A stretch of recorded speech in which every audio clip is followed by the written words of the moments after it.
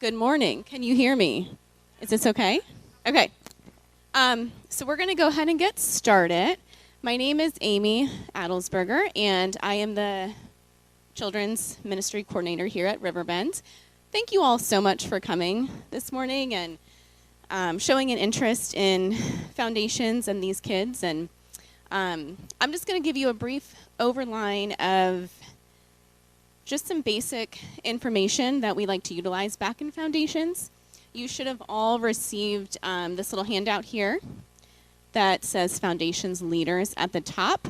I'm just going to briefly go through this. I'm not going to stand up here and read it all to you. You can do that on your own.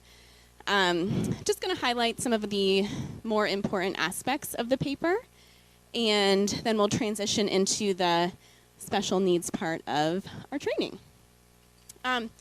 So the biggest and most important thing is our goal in foundation, and it's just to have all of our kids know, love, and hear about Jesus, and constantly pointing them back to Christ, teaching them that they are loved and cared for, and we just love having them here. So that is our goal in foundations.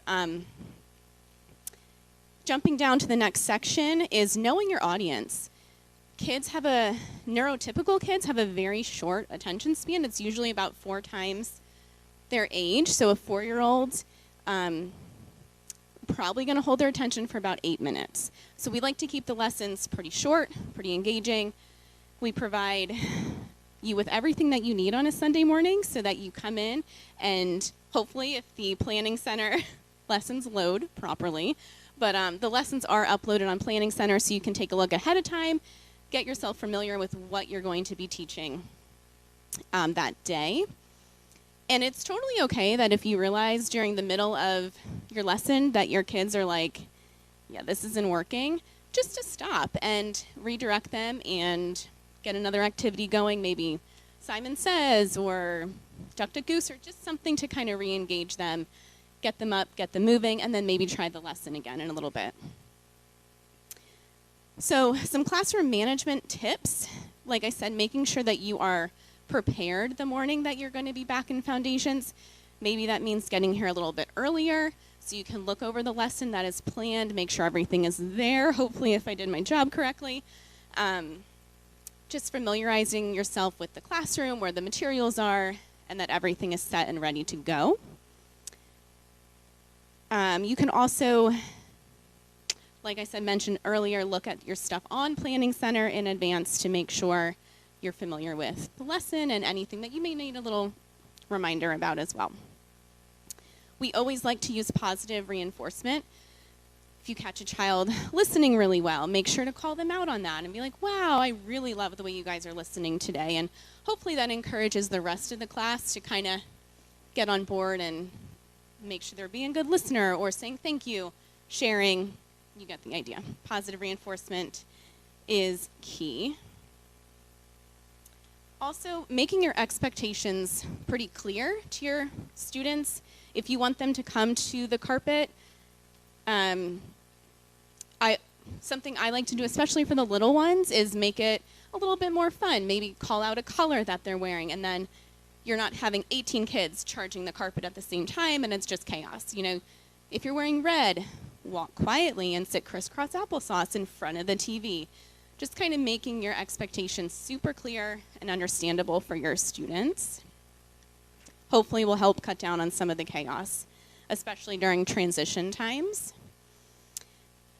Responding to behaviors. So we all have bad days, and kids are going to test the limits sometimes. So the first thing we want to do is try to use some redirection. And if they're coloring on the table with crayons, we can say, we use paper for crayons. Would you like me to get you some paper so you can color? And just kind of positively reinforcing the rules of the classroom.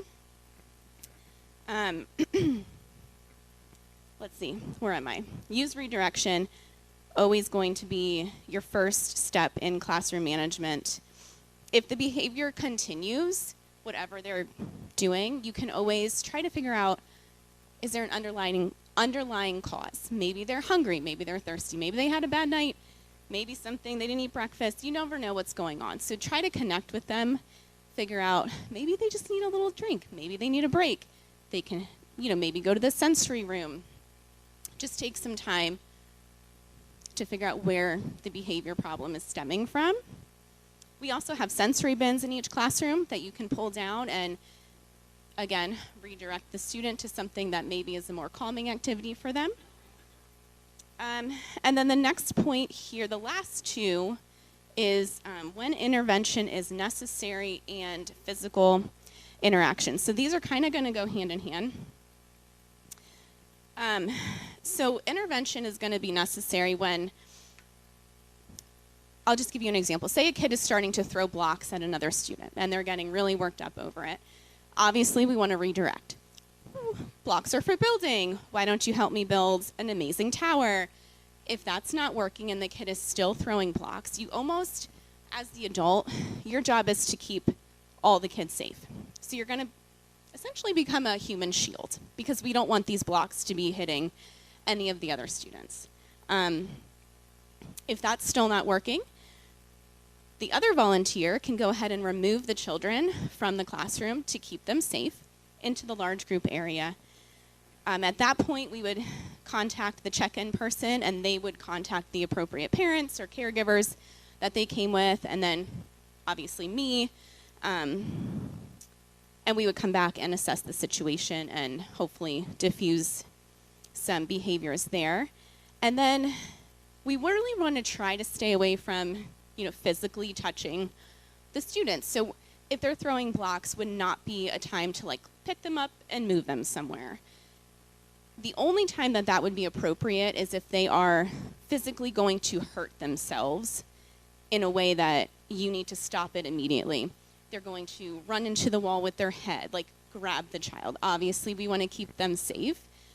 If they're climbing up a bookshelf, you can go ahead and grab the child and keep them safe in that way. But physical interactions, few and far between. These are extreme case scenarios, but just something to be prepared about and just kind of be thinking about in the back of your head. Probably not going to be an issue, but just so you're prepared. Like I said, our goal is to keep pointing back to Jesus, and we do that by how we interact with our kids, the lessons, creating a safe environment for them to learn and hear about the love of Christ. So, again, thank you all for being here.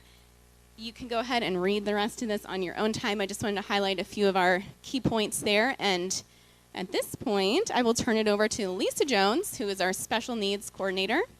And she's going to dig a little bit deeper into everything I just touched on.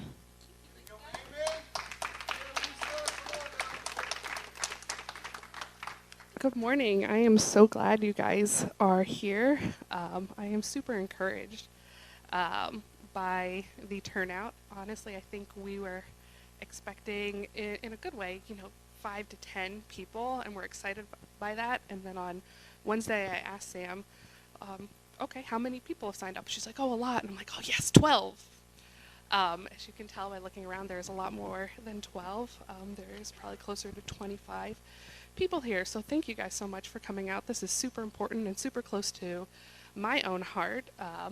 This is my family. I have 2 wonderful boys, Asher and Ryder. And it's my oldest, Asher, my 7-year-old, who has an autism and ADHD diagnosis. And so yeah, this is super close to my heart. And I'm excited to talk about special needs and how we can meet the kids in foundations where they're at, as well as the individuals, children and adults outside of foundations where they are at as well.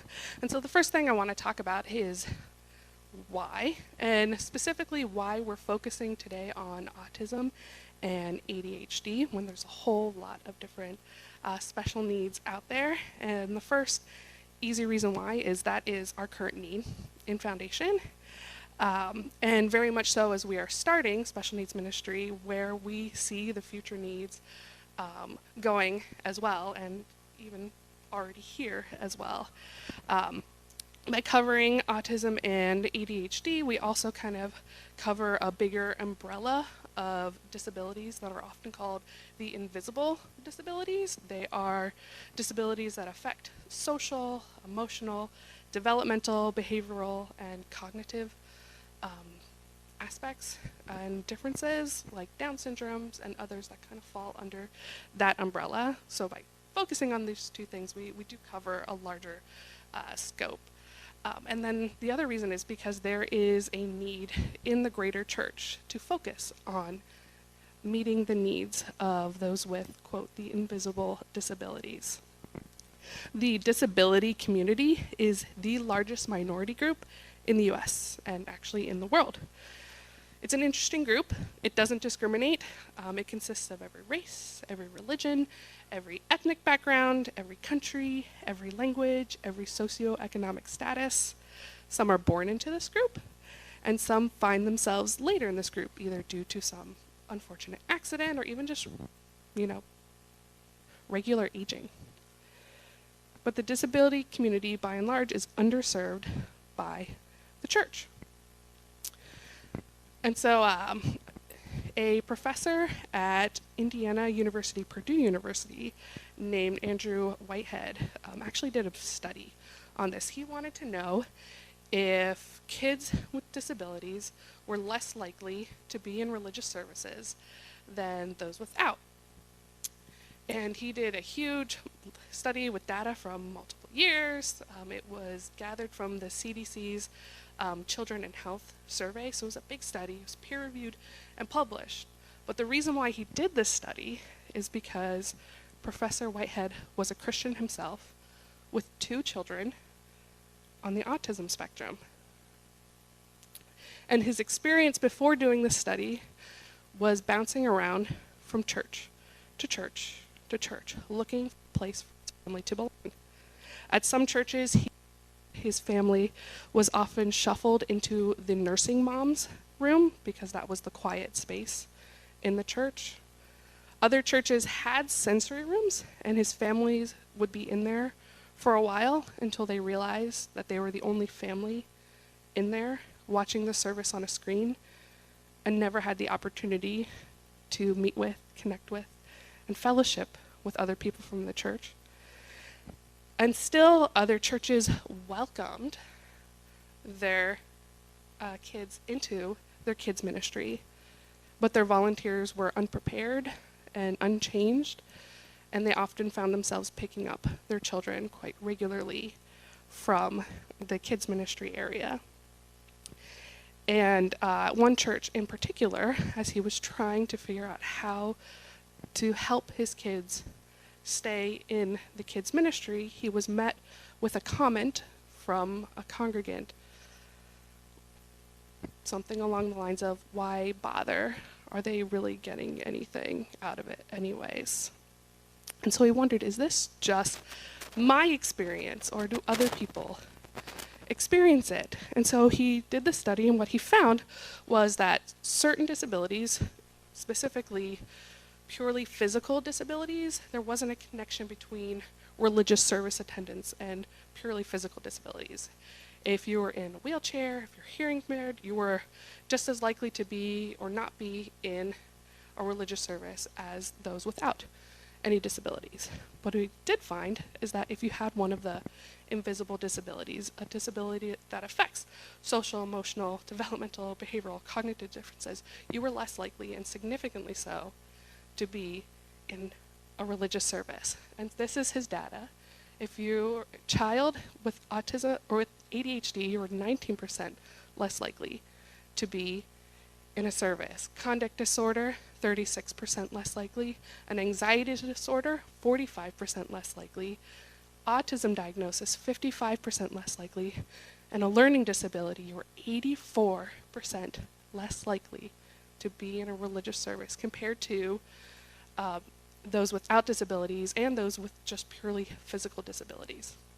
Now, the learning disability one encompasses a lot of different disabilities like Down syndrome, but the common denominating factor is that if the disability has a learning disability associated with it, you are 84% less likely to be in a religious service. If you can go to the next slide. Other research shows that 56% of families kept their child from religious activities due to lack of support. 46% of families have never been asked by a faith leader about how to include their child. And 1 in 3 families have changed places of worship because they felt their child was excluded.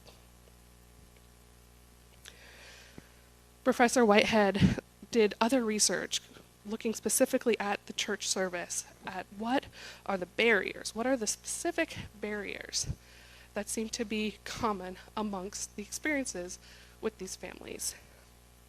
Actually, I want to backtrack. Can you go to the last slide? I forgot to mention something. With this represents one child. That's what these statistics show. But we know it's not just one child not at a service. It's potentially an entire family unit not at a service. Just wanted to mention that. But anyways, Professor Whitehead, he then wanted to do research and figure out what are the specific barriers. And he found that there were 3 barriers that seemed to be the most common reasons as to why families with children with special needs weren't in a church service. The first was the congregation's attitude towards them, the lack of training, and a lack of support. And so I want to talk really briefly about what I mean about the congregation's attitude, and I want to tread very lightly here. I am not pointing or referring to anything related to Riverbend specifically. At the same time, I also don't want to shame other churches that may have missed the mark.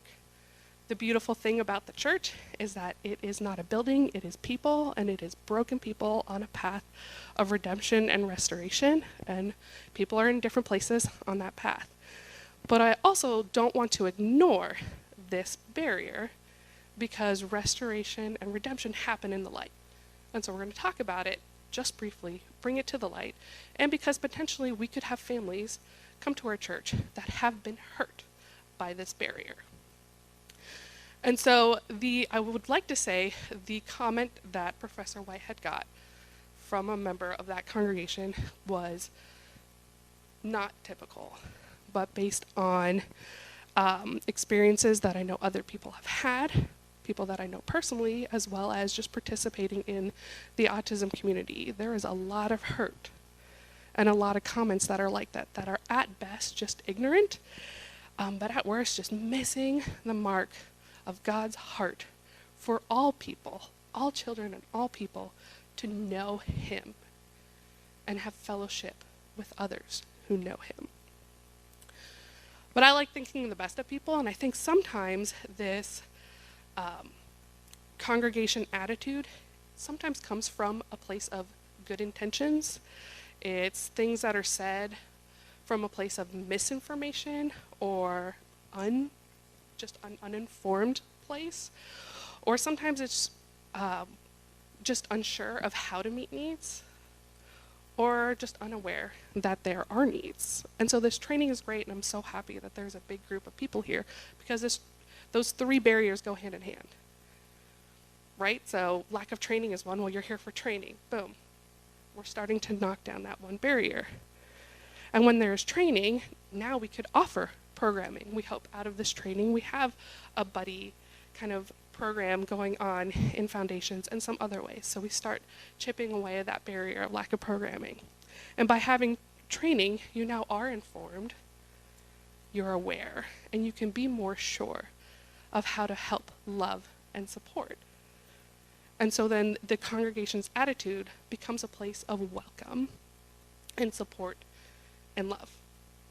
Now, this training is primarily focusing on the Foundation's kids ministry, but it's applicable outside of Foundations, where the goal is to remove barriers and build ramps that everyone can use. And so it's an inclusive ministry approach.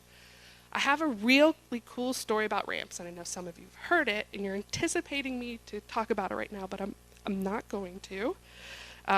There's a Foundations training video that's coming out that has the story in there, and then Chris put some cool graphics with it, and I promise it's going to show up a lot of times. You're going to be sick of hearing it.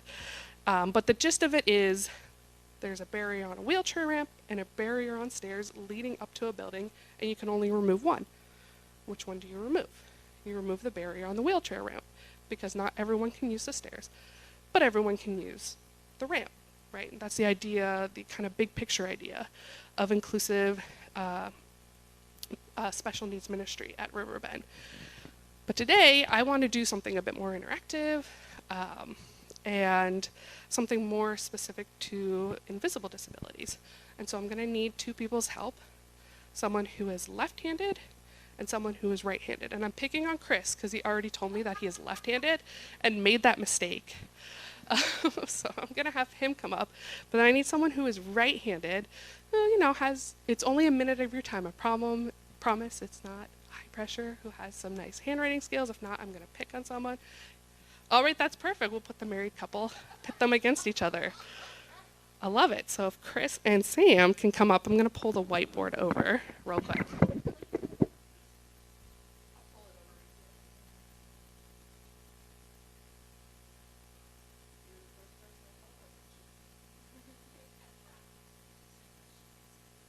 Sam's handwriting is much better than mine. Even with my left. All right, each grab a marker.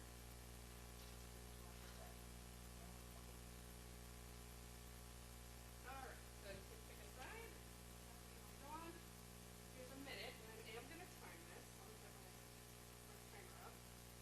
You have 1 minute to write.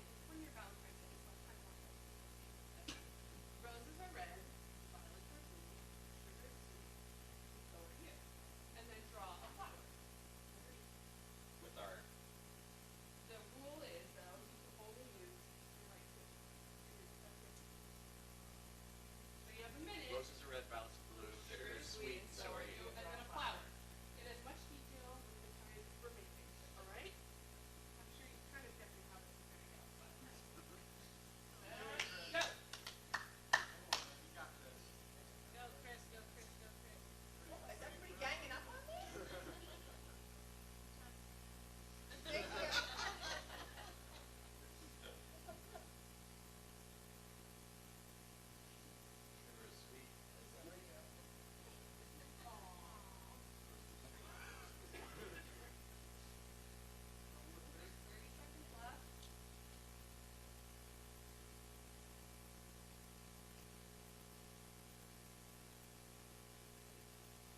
Flower? Can you shoot flowers? Yeah.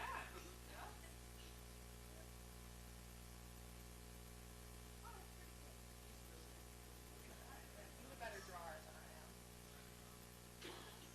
Okay, and time. Thank you guys. So, yes, you can say. Okay, so we kind of knew how that was going to go. You have Sam's on the left and Chris is on the right there. But, up until recently, being left-handed was an issue. I don't think it was ever officially classified as a disability, but if you're left-handed in the Middle Ages, you were associated with being evil.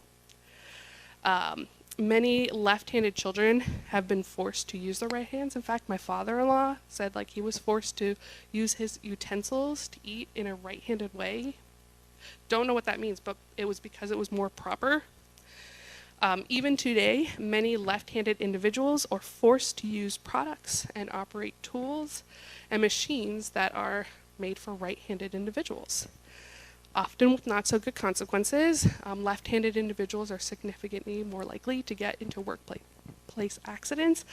And some studies show that the lifespan of those who are left-handed may be a couple years less than their right-handed peers. So is it the left-handedness or the environment and the tools that they have to work with that has resulted in their injury? Now what's interesting is it's tempting to place it on the individual, even sympathetically, as being their fault. For this you could say, well, if only Chris was right-handed, then his drawing would look and writing would look a lot better. You're all giving me a weird look, that sounds silly, right? But the reality is that this is the attitude that's often towards individuals with the invisible disabilities. If only they were more like their neurotypical peers. If only they learned how to do these things that are neurotypical things, then they would be successful, then they would be this, then they would be that. And so it sounds silly in the context of left-handedness, but individuals with invisible disabilities, that's what they feel quite often, if only they were different. But if Chris was given the right tools, the right expectations, or just the right instructions, and I said he could do that with his left hand, it would probably look a lot better. So expecting a neurodivergent child to encounter Jesus in an environment that is set up for neurotypical children is much like forcing a left-handed person to use the right hand. Now, with special needs ministry, there are going to be things, and even in this training, that are very specific to those with special needs, much like a left-handed person does actually need a specific type of scissors in order to cut. But as we're taking an inclusive ministry approach, the sweet spot that we want to find in ministry is the marker.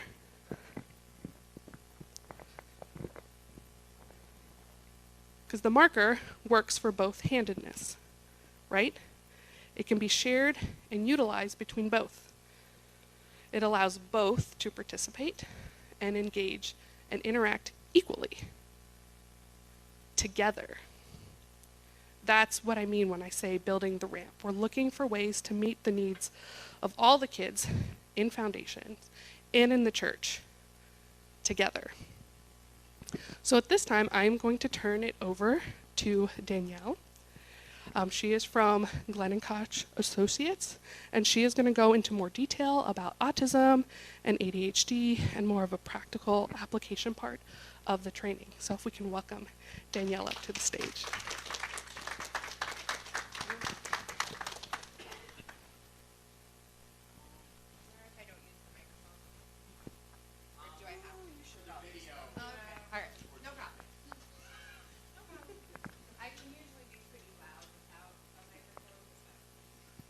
All right, good morning. My name is Danielle Smitrovich. I am a board-certified behavior analyst and licensed behavior specialist for the state of Pennsylvania. Oh, that's good. Thank you. That was my marker. I'm very excited to be here today. I was telling your pastor, Joe, that it's not often that we get invited to do trainings in the community. Lots of times at schools or institutions that work with kids with autism on the regular. So this is really just wonderful for me to be here and share this information with you guys. And I'm just really happy that you're all doing this. Okay, so we have a lot to cover. I got 45 minutes. If I talk too fast, I'm sorry. If you have questions at any time, please stop me, let me know if something's not clear. I love questions, but I also really love to talk about all of this stuff, so I can kind of get a little crazy with some of my tangents. So if you need to rein me back in, that's fine. But the first thing we're going to talk about is autism spectrum disorders. So it's called a spectrum because it's a very wide range of symptoms and how those symptoms are expressed. So it's a developmental difference which could lead to alternative forms of social communication, interaction, and the increased possibility of restricted and repetitive behaviors.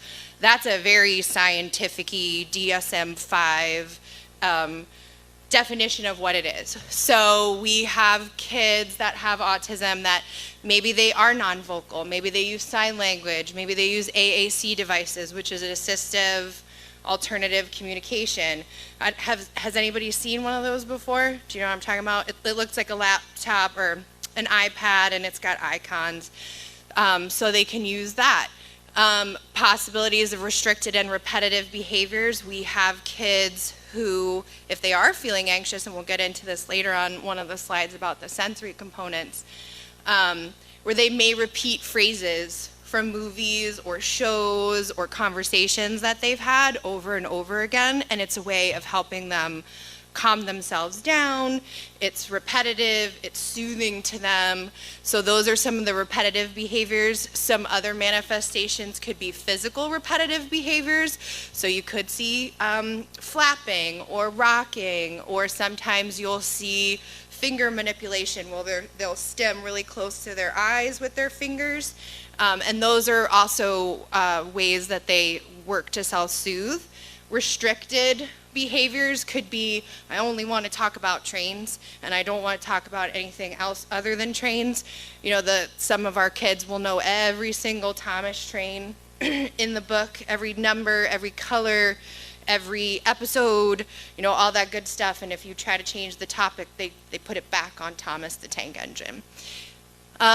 They have different ways of learning. We say in our program, if they're not learning, then I need to fix that. That's not their fault, that's mine. So if they're not getting it the way I'm teaching it, then I need to figure that out. Some kids learn through modeling, some kids learn through reading, some kids learn through working next to a peer. So it all depends on, you know, what their way of learning is. So if they're not getting it, that's my fault. They may move differently in the environment. We've had kids who, in the gym, do you guys have a gym here? No, okay. So we've had kids where they've had gyms where maybe there's like basketball court lines on the gym, and it's like, okay guys, let's go to the gym. And they're not so sure how to maneuver in the gym because it's very open-ended, it's loud, it's echoey, it's just kind of a big, open, expansive space. So some of them will just follow the lines on the gym floor because that brings them a little bit of comfort, and it's concrete. It's not something that's open-ended. So you might see that. You might see kids who, again, we'll get into the sensory piece, but kids who need a little bit more physical interaction, so they might be a little bit rougher with some of their peers, or they might be more sensory seeking with adults, wanting bear hugs. Crash pads are a big one for some of our kids, like if there's the mats on the wall, they'll like to kind of engage with some of those things. Paying attention and communicating differently can also be observed. We like to say too with paying attention, and I'll go into this on another slide, sorry, is that just because they're not looking at you doesn't mean they're not paying attention. Some things that we look for just in society as general of how people are paying attention can be uncomfortable for people on the autism spectrum. It can be diagnosed at any age. One thing we do at our organization is the ADOS screening, which is the gold standard for diagnosing an autism spectrum disorder. And we are continually getting more and more phone calls from adults who are looking to be assessed on whether they meet the criteria for an autism diagnosis. Differences in development are typically noted within the first year of life. Usually the first concern will be language development, that they're either not babbling, or they're not talking, or they don't have as many words as maybe a sibling did at that age. They might also notice some of those repetitive behaviors. A lot of the little guys, when they get the trains or the cars, they're very fascinated with the wheels and the spinning of the wheels and the movement. So they'll notice some of those things, or even the self-stim behaviors, the rocking, the flapping. So those are the things that people typically see early on. Again, it's called a spectrum because it's a wide variety of presentations of abilities. And when you've met one person with autism, you've met one person with autism. So just because it's good for one doesn't mean it's good for all of them. It's not a cookie cutter. So we kind of operate out of that with even all of our kids that we provide services for. ADHD. So ADHD comes in a variety of packages. It's a persistent pattern of inattention, hyperactivity, or impulsivity. Symptoms do have to be present before the age of 12. They must be present for 6 months, and it has to be in more than one setting. So it can't be like at home they're bouncing off the walls and at school they're totally fine, or vice versa. It's got to be across the board. So the 3 different types of ADHD are, there's the inattentive type, so wandering off, lack of persistence, having a difficult time sustaining focus, disorganized. This is my kid. His stuff is falling out of his desk. It's all over the floor. His room is trash, but he knows where everything is. Hyperactivity, these are the ones that we hear about a lot more. You know, it's the kids that are up and fidgeting and walking around and talking to their friends and going really fast and, you know, doing all of that really high motor, your engine is running really fast kind of thing. So that's your hyperactivity.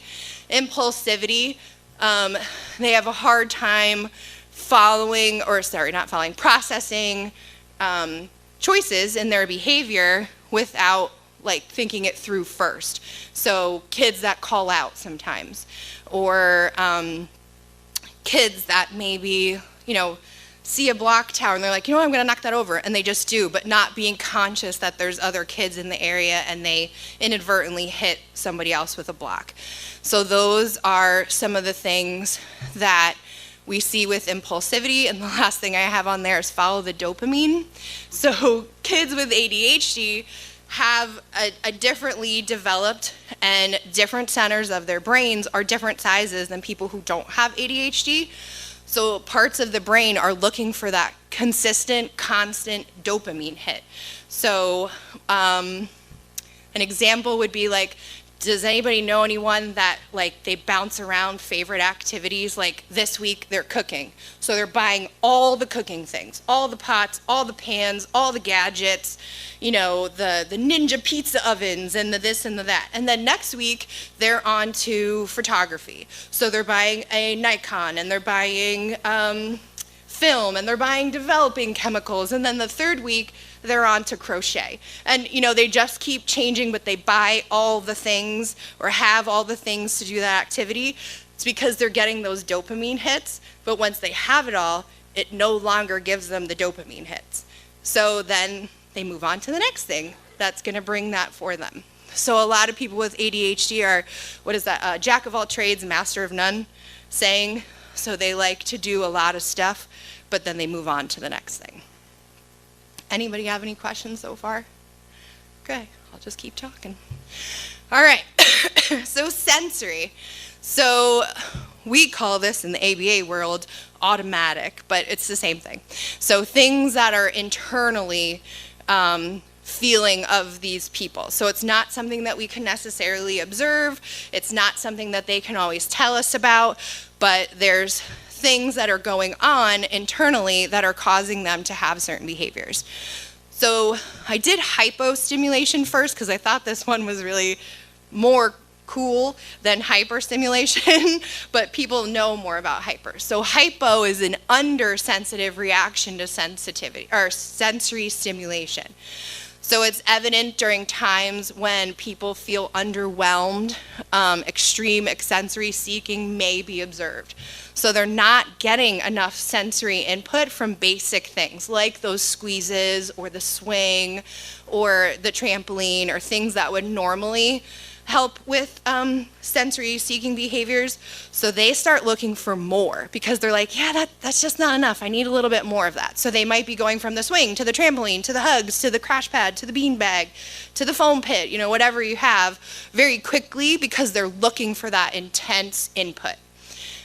It can be characterized by clumsiness because they're moving a lot faster, excessive fidgeting because again they're looking for that input, and having trouble with respecting personal space because they're looking for that input from you.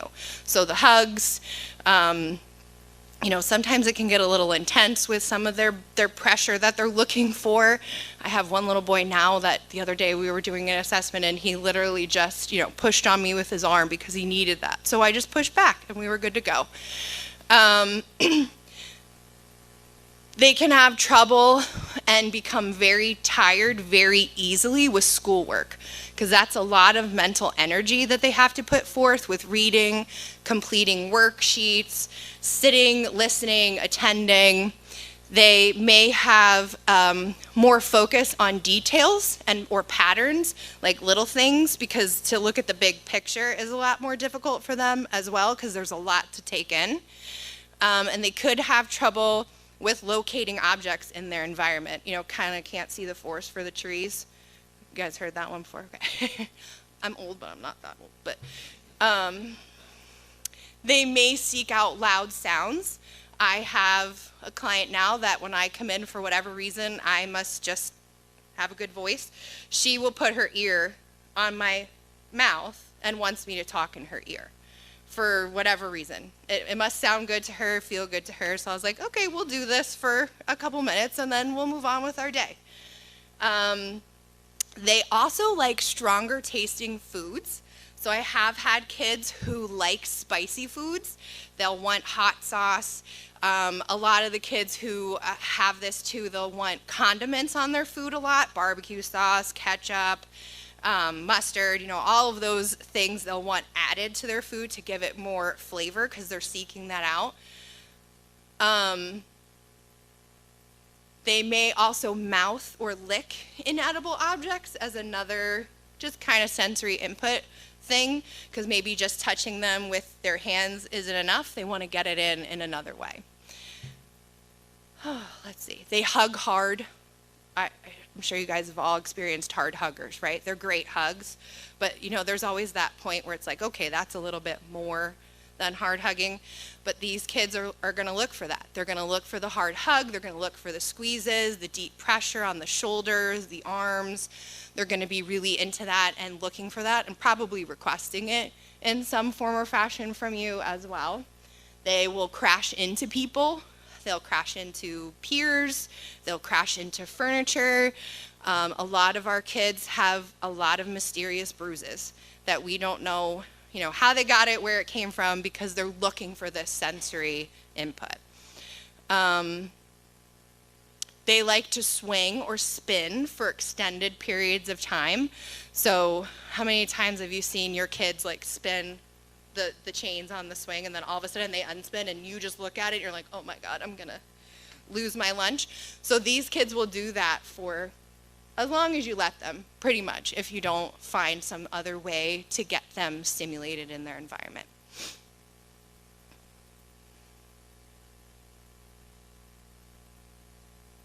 Uh-oh. No, I got it, wrong button, sorry. Hyperstimulation. So hyperstimulation occurs when the senses are overwhelmed by the environment and the brain is receiving too much information than it can process at one time. So people may feel irritable, anxious, emotional, distressed. I know as a mom, if like one more person wants to hug me, I'm going to lose my ever-loving mind. So I will put myself in timeout and be like, I need 10, 15 minutes to mindlessly scroll on my phone because I'm overwhelmed with what's going on. You know, everybody in their life, it's like you're at work, someone needs you. You're at home, someone needs you. You're, you know, running errands, you're doing this, that, and the other thing. So we're overstimulated by all of that stuff, so we need to take a break. The difference is we're able to identify those things and we can go and say, I'm taking a time out, I'll be back in 10. So the kids with the hyperstimulation, they don't always have that ability. And I know I just said everybody can identify their emotions, but I do know some adults who can't or can't identify when they're having some of these experiences. So for us to expect that kids would be able to identify that at such a young age, we really kind of just have to help them identify that. We have a lot of kids with the hyperstimulation where we will say, it looks like you need a break. It looks like you need to go on the trampoline. It looks like, you know, we don't use the words emotional or distress, but it looks like you just, like this might be too much. Let's go over here and do this really quick. Again, this is where you might see the self-stim behaviors. Self-stim serves a purpose. We have lots of people in the community at large who don't necessarily understand what self-stim is. And we have kids who may have self-stims that are not preferable in certain settings. And the first rule of changing a behavior is if it's just annoying someone else, that's not enough to change it. It really has to be a good reason to change a behavior. So self-stim could be humming. You know, we've had kids that are hummers because, you know, the noise, the vibration of all of that, that's a self-stim for them. We have people that fidget. We used to have a young man who worked for us that was on the autism spectrum, and he was a one-to-one support person, and he went on to get his master's degree, and he's a counselor, and he told us that he keeps a string in his pocket because he knows when he needs to self-stim, he'll put his hand in his pocket and play with the string. Yes? Yeah.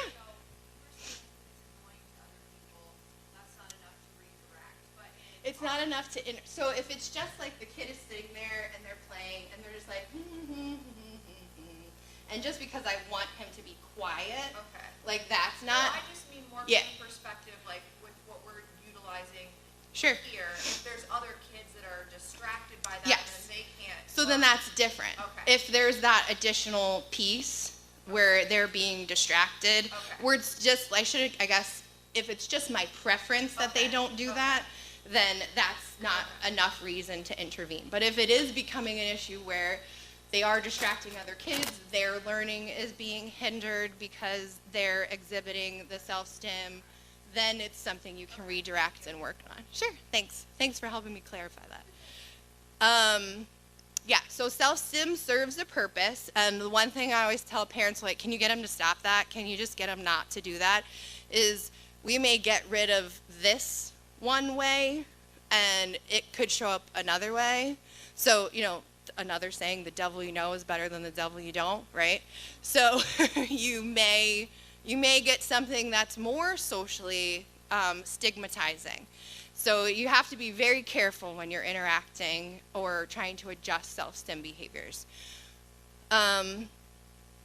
You may also see the hypersensitivity when they're more tired or overwhelmed because their systems are just not running at optimal levels, so they may be more seeking out sensory things. And again, kids can be seen as clumsy here because they're just, you know, they don't really have that mental energy to know where their body is in space. So they just kind of need some help. And we also have seen kids who have low and high pain tolerance because of this as well, which can also be pretty scary. So, you know, you have a kid that falls and hurts themselves and they don't say anything, they don't cry. I have had clients who have broken bones and their parents don't know because, you know, they just got up and walked away. And then a couple days later, I had somebody that broke their collarbone. You know, they're kind of like slumping their shoulder a little bit and they're like, maybe I should get that checked out. And lo and behold, they have a broken bone. So some of those things we have to watch out for as well. So a couple of things that you can do for sensory things are planned sensory breaks. So what I usually say is, I know you guys only have them for like an hour and a half, right? So this might, timing-wise, might be a little bit harder. But when we're in a school setting where they're there all day, we're able to observe them over a longer period of time. And if we say like, you know, every day at 1:30, they seem to crash. You know, they seem to just be out of sorts. So maybe every day at 1 o'clock, I'm taking them to the sensory room and I'm letting them have 10, 15 minutes engaging in the trampoline or the swing or kinetic sand or putty or whatever it is that they really enjoy and get some interaction with. So trying to plan those things, stopping the behaviors before they start, that's a huge component of what we do. We would rather the behavior not happen because it's traumatic for everyone, including, you know, the child. Another suggestion is heavy work. So walks. We have kids who are aware that they have differences. So instead of being like, hey, we're going to go for your walk, we give them a job and we say, hey, I need you to take this envelope to the office. And the secretary's in on it, and they bring the envelope to the secretary, and the secretary's like, oh, thank goodness you're here. I have this other envelope that you need to take back to your teacher. So then they get the walk. It's not socially stigmatizing. It's just a job that they have in their school. I have A client who does really well with this, and he's in a classroom where there are children with physical disabilities, so one of his jobs is to push a wheelchair. It keeps his hands busy, and it gives him that sensory input, it gives him that heavy work to move his peer through the building of the school. Carrying backpacks can also be a good sensory activity because they got the weight on their shoulders. You know, don't fill it with rocks or anything, but like, you know, books, their normal supplies, things like that. Regular exercise, bike riding, swimming, outdoor play, swings, slides, rock climbing walls, all that good stuff are good options for sensory input. And then the last one, meditation, self-calming, deep breathing. Yoga has been shown with its breath pattern and movement. You know, you breathe in, you do this, you breathe out, you do that. Has been shown to really, really help kids with ADHD because it's methodical and it works through the symptoms and it kind of helps them regulate themselves.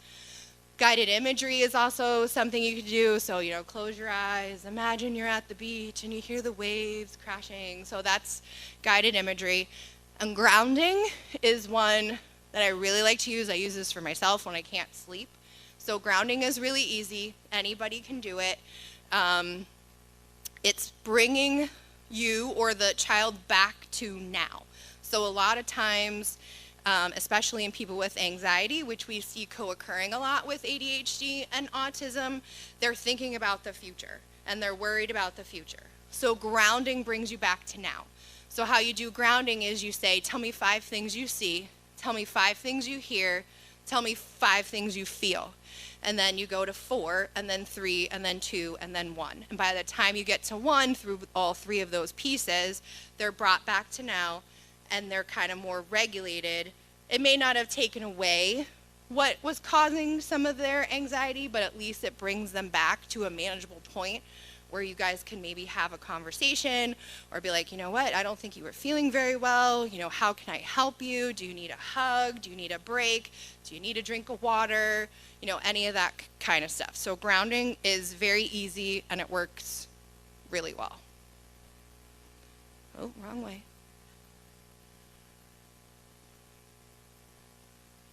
There we go. All right, so transitions. So transitions are moving from one place to another or from one activity to another. And nobody likes to transition from bad stuff or from good stuff to bad stuff. Like, who has trouble getting up in the morning to go to work? Yeah, okay. So we don't really want to do that stuff. We have other motivation for why we have to do that stuff, but transitions are hard.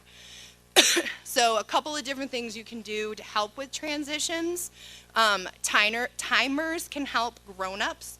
I've been in lots of situations in schools, daycares, preschools, where like, we're gonna go outside in 10 minutes.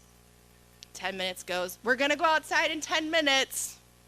We're gonna go outside in 10 minutes. It's like, okay, well, you said that half an hour ago, so can we go outside now? So timers can be really helpful for us as adults to remember what we said. So you can set a real timer really quick. I mean, you had your phone, I have my watch, there's timers everywhere. There are timers that can be used in different presentations. There's visual timers. It looks like a little clock and it has a colored piece that disappears as the time goes down. So it's just something you could kind of sit there as not a really intrusive intervention, and it's just you set it on the table and you walk away, and then when the timer goes off, they know and they can see how much time they have left before it's gonna go off. There are light timers, so it's like red, yellow, green, and the lights change as it gets closer to the end of the time period. And there's vibrating timers. Especially if you're in a classroom with lots of kids, you know, having timers go off all the time could be really intrusive, so vibrating timers are helpful, and again, the visual timers are helpful as well. Picture or written schedules.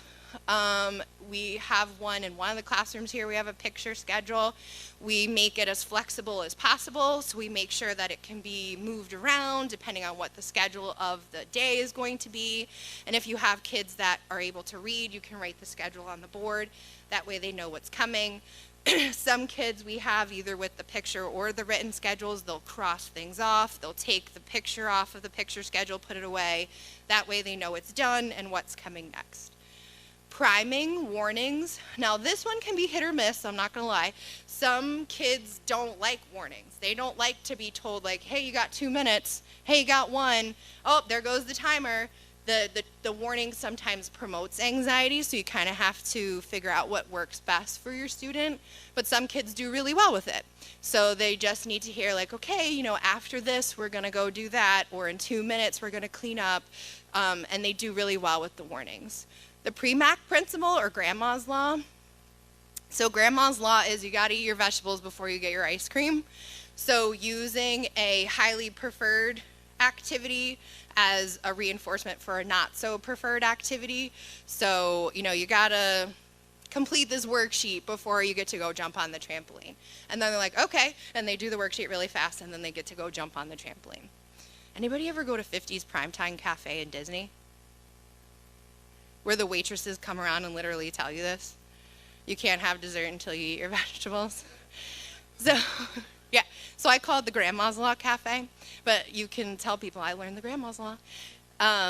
Making break times short. So when you're in a classroom and you only have a finite time that you're looking to work with a student, you don't want them to have 10, 15, 20-minute breaks, because then they get in the momentum of being on break.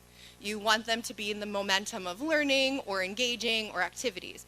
So depending on our kids, some of them may only have break time for 30 seconds because they need to get right back to what they were doing. Some may have a little longer. I usually say don't do more than 5 minutes, just because you don't want them to get like, oh, I'm just gonna stay over here and be in my break and I'm not gonna have to go back, because it's gonna be harder.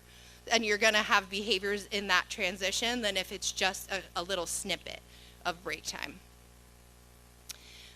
And keeping up that momentum. So keeping things going in the classroom. So if you're working on activities, you know, kind of going from one thing to the next.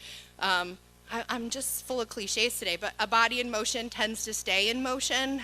Have you heard that one? So same thing with any of these behaviors. A child learning tends to stay learning if you keep them learning and you keep them engaged. So keeping them moving through the activities will help with transitions and make those changes a little bit easier. So antecedents and antecedent strategies. So antecedents are things that happen directly before a behavior.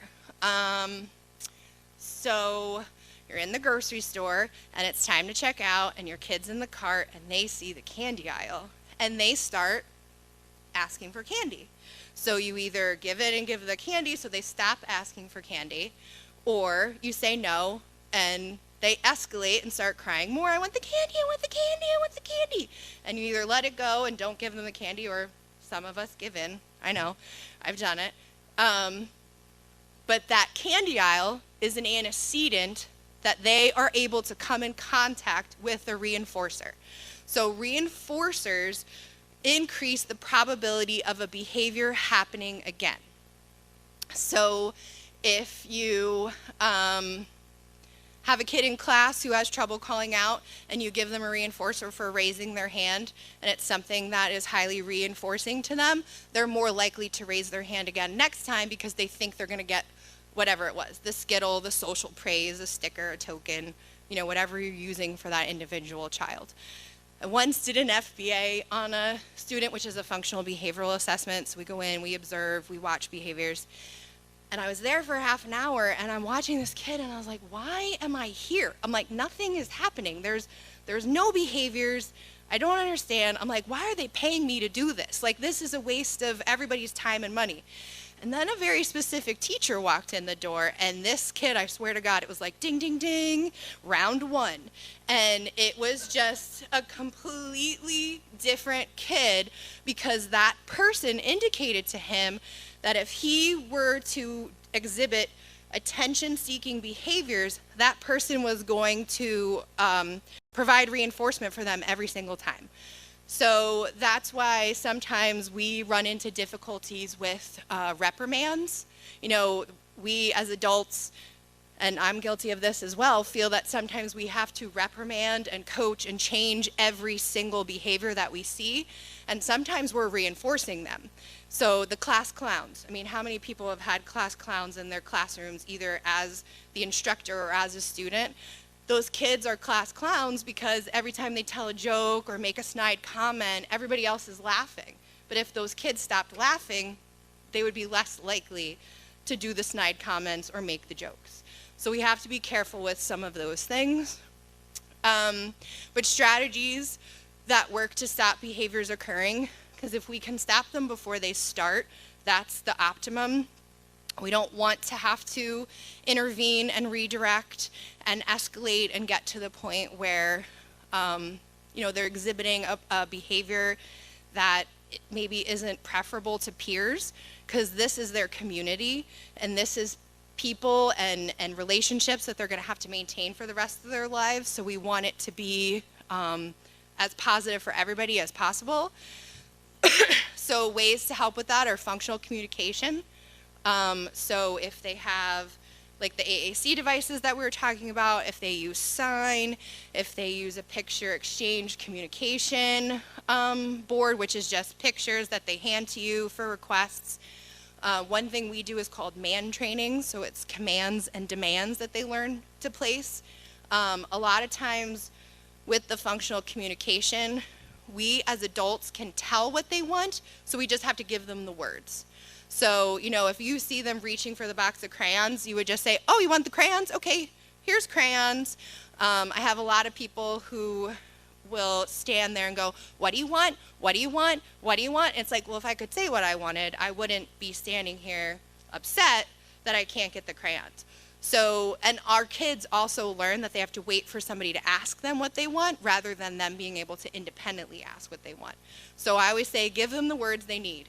It's usually not hard all the time to figure out, maybe 90% of the time, would you say, to figure out what they want, that they want access to something. So if they want it and you can clearly tell what it is, just prompt them to use the words without the questioning.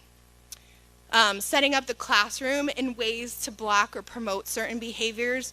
So if you have certain activities or manipulatives that you don't want kids to have free access to, put it in boxes that they can't open, put it high up where they can't get it, unless you have that bookshelf climber. Then you have to be careful with that. But put it behind closed doors, things like that, so that it's already set up for success. You can also strategically place the classroom so that there's open spaces in the middle or less space in the middle, so that we don't have that open-ended sensory thing. If you want to funnel them a certain way in your classroom, like I really want them to stay over here, you can set up your classroom in ways with moving furniture around. I've had teachers put curtains up across certain things so that they're not seen, so kids don't know things are back there, that kind of stuff. Modeling, everybody is a modeler. We all follow people in our lives that have done other things. That's how we learn to communicate, because we watched our parents and our siblings. Excuse me. So modeling is a big thing. If there's a behavior you want the kids to exhibit, we should all be doing it as well. If you want the pleases and the thank yous, we should be doing pleases and thank yous. If you want people to sit quietly or not escalate with behaviors, then we need to stay quiet and not escalate, because what will happen is the kid's here, you go here, the kid's going to go up here. So we don't want it to get to that point. So as long as we stay calm, they stay calm. So if we model those behaviors that we want them to exhibit, that's always the most helpful. Again, the planned sensory breaks. Excuse me. Learn the cues and clues to prompt breaks before they ask for one by communicating to you with their behavior. So we have kids, like I said, they'll start getting really fidgety, or they're falling out of their seat, or they're laying down, or they're not doing their work. And it's like, okay, you need to take a sensory break. So maybe for me, for that particular student, like seeing them kind of slump in their chair, that's the first cue that the next level of behavior is going to come. So when I see that slump in the chair, I'm going to say, you know what, let's go take a break real fast. And we'll go and do that and then come back, and then they're more ready to complete the task at hand. Give choices when they are available, but don't when they are not. So this one, my poor husband. This one is what he struggles with the most, I'm not going to lie. He constantly will ask my 9-year-old a question. You know, my husband wants to go to Target. But instead of saying like, hey, Ben, we're going to Target, he'll say, hey, Ben, do you want to go to Target? And I'm like, oh, no. Because I know what's coming. And Ben will go, no, I don't want to go to Target because he's playing Roblox or whatever it is he's doing. And then my husband gets mad because he wants to go to Target. And I want to go to Target, and I can't leave my 9-year-old at home, so we all have to go to Target.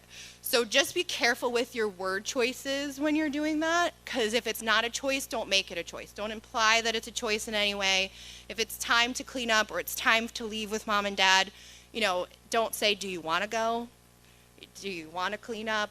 I had a teacher the other day, it made me cringe. She was like, can you get out your pencil? Can you get out your marker? And the kid's like, no.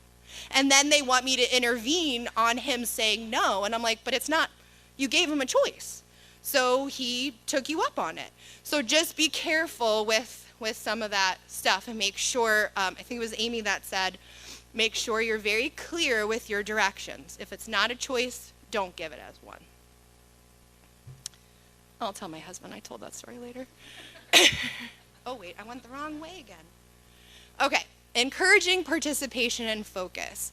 So we may not always see the usual ways people attend to an instructor, but attending or focus is still happening. So what are ways that we see people attending? I'm seeing it now. You're looking at me, your body's oriented towards me, you're quiet, you're attentive. But sometimes kids with autism or ADHD or any of the invisible diagnoses, when they have all the other extraneous stuff going on, that's really hard for them. There has been studies where eye contact, you know, especially if you're reprimanding, I mean, how many people have had their parents look at me when I'm talking to you? So kids with autism, that can be very painful, like physically painful to them. So I've been doing this for 23 years, and when I started, eye contact was always a program. Let's sit at the table and stare at each other and see how long we can do it for. We don't do that anymore because we know better.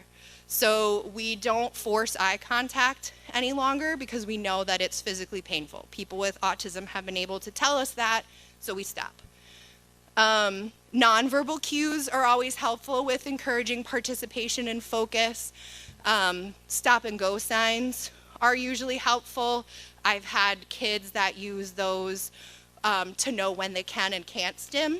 So if they're a Hummer, we'll have, you know, a stop sign up, and they know, like right now while the teacher's instructing, it's not the best time to hum, but then when the stop sign is green, maybe during free play or lunch or independent work time, then they know they can do that. Kids with ADHD do really well with just a light touch on the shoulder, just to make sure you kind of have that grounding and connection to make sure they're processing what you're telling them. So just a quick, you know, light touch on the hand or the shoulder. Hey, Ben, it's time to move on to the next activity. They usually do a lot better than, hey, Ben, it's time to do the next thing. So that's usually helpful as well. We talked about the don't stress over the eye contact. It can be overstimulating as well. Give positive, specific praise for things you want to see, even if they're little. So, you know, if you have a kid who has trouble staying in their seat, the second their butt touches that chair, you're like, hey, great job sitting. I'm so proud of you. Way to go. You know, it's a little thing, but as soon as it touches the chair, you want to be able to reinforce that because you don't want the possibility of them not being in the chair and you missed it. So you want to make sure you're hitting all those teaching opportunities. Group contingencies. Studies have overwhelmingly shown that when you use group reinforcement contingencies, so like everybody at work has to meet a sales quota in order to get the pizza party kind of thing. When you do the same thing with kids, they overwhelmingly support everyone in the group to make sure they all meet the goal. So doing that, like, you know, if you say everybody has to pick up 4 toys off the floor, they will help, you know, to get their peers to meet that goal so that everyone can get the reinforcement. Talked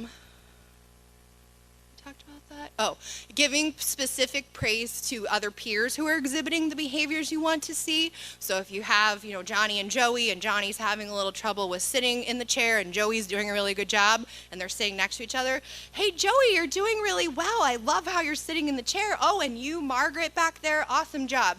Because then that will help Johnny also to be like, hey, well, I want that. I want my teacher to say I'm doing a good job. So they will also start to exhibit those behaviors. And again, back to the modeling, giving kids close proximity to appropriate peer models. So if you have another peer in the class who's a good helper with their peers, or who exhibits typically the behaviors that you want to see, putting someone who might have a little bit more trouble next to them also helps them to be more successful in the environment. Okay, that was a lot. Does anybody have any questions? Okay. Okay, so these are just some training resources. I threw it in here. I do a lot of trainings with schools, so I always give them this information. It's all free except for one. The first one is the actual registered behavior technician training that our staff has to go through. It is 40 hours. You don't have to do that, but it's just an option. myodp.org is through the state of Pennsylvania. There's over 90 hours of free trainings on there. It's got all kinds of stuff on functional behavior assessments, co-occurring disorders, reinforcement procedures, working with families, social skills, life skills, all kinds of stuff. The autism-focused intervention resources and modules, or the AFFIRM modules, are through the University of North Carolina. They are free, and I'm going to be honest, my staff likes those better than any of the other ones. So if you want to dabble in that. And then Vanderbilt University also has a set of free trainings for teachers that are more geared towards education, a little less ABA language, and more towards a different audience. Verbal Beginnings, they do monthly free 2-hour trainings on various topics, and they also have an on-demand library, and that's the one that might have a fee. Intervention Central is also another teacher resource. And then the Inventories of Good Learner and Good Teacher Reperitoires is an assessment, but it's also a program that is helpful to kind of just be like, these are the skills I need to work on in order to do better in my classroom for everyone. Are you going to be able to, could you send this out to everybody? Okay, cool. Yeah, he has it. Oh, yeah. Oh, hey, we're at questions. Anybody have? Yeah.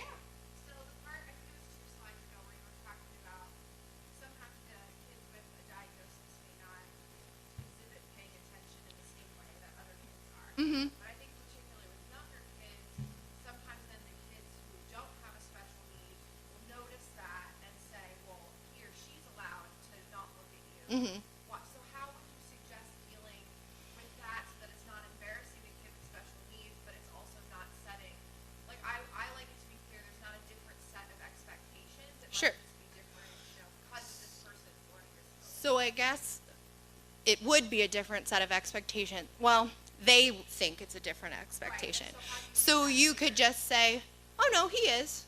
He's doing it differently. That's okay. What if they say, well, why can't I do that? Can they not? Like, I don't, well, I guess I don't. like, I mean, that really depends on, so kids are gonna, My children, for example, I don't want them to not look. I want them looking at me. Sure. Eyes on me. and you can always work towards that. Okay. So that's, that's something, the catch them being good kind of thing. So really it's catch them in any of the behaviors you're looking for. So if you see them looking at you, hey, nice looking, it's so lovely to see your face. Hey, how are you today? Catch that stuff. Yeah, so I would do that. Can you spend time talking about how you might talk to the other children? Have them have an empathy and understanding and perhaps... So depending on the age, there is a lot of good books out there, a lot of good kid books. So there's one called Since We're Friends, and it talks about a a boy who's friends with a boy on the autism spectrum, and he'll say, I forget what the other boy's name is, but it's like, Kevin has trouble waiting in line. So since we're friends, I help him do yada, yada, yada. Or I hold his hand and make sure he stays in his space. So that's a really good book for the younger kids. There's also another book called Leo the Late Bloomer, which is about a little tiger. And that's another good one. I think some of it depends on the parent of the child with the identified diagnosis and how they want to present. It's really personal preference. If they even tell their child that they have a diagnosis, some parents do, some parents don't.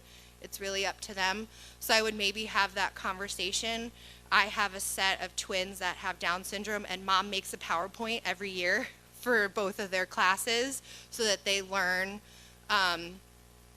what Down syndrome is, that they just do things differently, that kind of stuff. So it really depends on a personal preference for a parent. I would just try to use kid-appropriate language. Johnny needs to sit on a wobble cushion or a different kind of chair, because that just helps him do a better job. Just keep it real short, real simple, and we all know kids are going to go, why? And you can say, you can ask me 2 times, or you can ask me 2 things, and then we're going to move on. So I think just using that inclusive language of, hey, they just do it differently. We all do stuff differently. We don't all do everything the same way. So just kind of taking it back to that is really helpful. Come on, more questions. I had the biggest Russell today, so yes. Oh, thanks.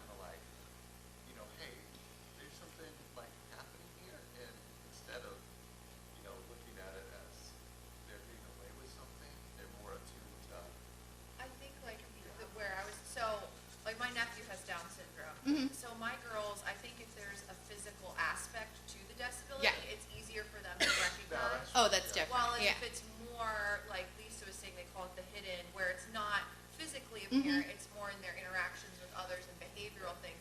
So, and I don't have a problem telling them, like, this person has this diagnosis or this person has this need, and so we treat that differently because that's a need that they have. But where I sometimes hesitate to do that is I don't want it to be like I'm calling out the child that's not behaving in the typical way. You know what I mean? I don't want to make them feel bad. I concur. Yeah. I think it's in that way is you don't need to point specifically to that child, but keep it general. People are different, and that's something that you can, questions happen, and you can be prepared for as part of the training. What are some questions we may have, and how are we going to answer them? And so, people, if it's a sensory thing, people think about nails on a chalkboard. That is a sensory thing that I think we can all relate to.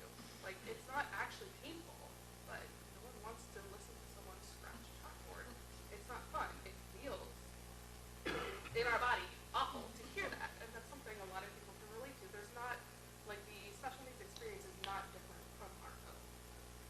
In a lot of ways, we all have sensory needs. We all have all these different needs. It's not exclusive to special needs. And so keeping it general, some people can listen in order to listen. You need to look, and some people, in order to listen, you need to do this, and some people need to do that. I know sometimes, like, I have some people can read a book, and that's how they can listen and learn, and some people need an audiobook, and that's how they're still engaging in the same way. So keeping it general, not person specific, and not even, you don't even have to identify the diagnosis, because that is a personal thing and more, as you were saying, It's dignity. a parental choice. And it's really dignity of the child. Yeah, and obviously that's a concern Yeah. that I have. I don't want to embarrass the child. That Yeah, and so just keeping it And I think and a you lot. can even ask the Sorry. child, like, what does it look like when you're listening? Mm-hmm.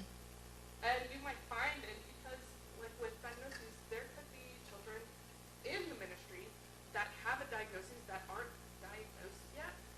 So even being mindful that that could be a case as well. I don't think if the child's like, well, he's not looking like I'm not looking. It's like, well, as long as you're listening, then that's fine. You don't need to look. And I know that that's a hard thing to get over, but Well, or what I've said to my girls, because I do want them to look, is I'll say, they're your girl. right, but And I'll that's say like, fine. well, you're able to listen by looking. Sometimes other people aren't. You're able to do that, so you do that. I think the one thing just to remember is that as adults, we set the tone. So a lot of times in classrooms when I do have kids that are having trouble and they're having behaviors, maybe they're having tantrums, whatever, if the teacher doesn't attend to it, the kids won't attend to it. So if they don't bring that attention to the behavior, the kids just kind of learn like, okay, it's not really that big of a deal. The teacher just keeps going, they keep teaching their lesson, and that person gets the support and the help that they need in the moment that they need it, and then it's not such a big deal. And then maybe it's something they can talk about later or process or do activities on. I do have a workbook that I can maybe bring for you. It's the Autism Acceptance book. It's a whole curriculum kind of thing for little kids. And I think bringing it back to everybody's different kind of thing, they're just doing it different. We don't all have the same shoes or clothes, just making it age appropriate in the way you're talking about it. I work in early childhood. Okay. Trying to help teachers. And I have a child who was not diagnosed but clearly has all these things. Mm-hmm. And they used to, without invitation, like rub other people's ears. They just did it. And it was very helpful for me to tell their friends, oh, when they do that, you can just give them this like piece of fabric. Right. You can give, so like I think sometimes it's helpful if they constantly shove their head under somebody's arm, if they constantly like do that. Having an alternative. It's helpful to have those little kids say, oh, when they do that, then this is what you can do. So it's not really a big deal about it, but it is, they can be your helpers Right. in that child feeling comfortable. Yeah, it's not a big deal until we make it a big deal, usually. But that, like, with what you're saying, like, here's, like, with my son, is, he usually gets really excited when his peers use the scripts that they use for him to interact with him. And it's a beautiful thing, but that's something they pick up, and the best way to do that is just modeling. You're not just modeling for the child with special needs, you're modeling for every child in an inclusive environment. That's where it's beneficial to all. The whole class is learning how to be around people with differences. Well, just like I was talking about my husband, all this stuff works with everybody. I mean, we all go to work and we get a paycheck. That's our reinforcement. If your paycheck stopped coming, you probably would be a little less likely to go to work. Or if your paycheck was no longer sufficient, you might go look for a job doing the same thing where the pay is more because you need a higher level of reinforcement. I like to use with teachers an example. I'll be like, who likes Snickers bars? And they'll raise their hands. I'll be like, oh, great, because starting tomorrow, you're all getting paid in Snickers. And they're like, but that's not enough. And I was like, but you said you liked it, so why shouldn't it be enough? So you have to really watch what you're using as reinforcement, too, for behaviors.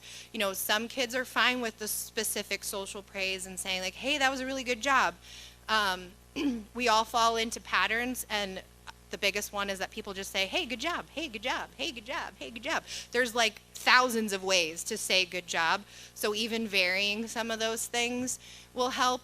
Some kids respond to edible reinforcement. We try not to use that because it's just not good in a lot of different ways in the long term, but some kids will work for Skittles, to do hard things, or they want to do jumps. I had a little girl yesterday who wanted spaghetti arms, so I just wiggle her arms real fast, but I got her to talk. I got her to ask me for that every single time she wanted it, and I got her work done, and she got her shoes on. So, I had a kid who worked an entire 3-hour session for me to go, he just thought it was hilarious that day. It never worked again, but he wanted that for one session, and then never again did it work. So you never know what's going to be a reinforcer. You got to be creative sometimes with those things. Think outside the box, silly faces, singing, music, touch, squeezes, physical activity, anything can really be a reinforcer. So we're there with them an hour a month, Mm-hmm. and a lot of people who show up, we're going to have familiarity with, but there might be, that person who hasn't been to church, they're hopping around.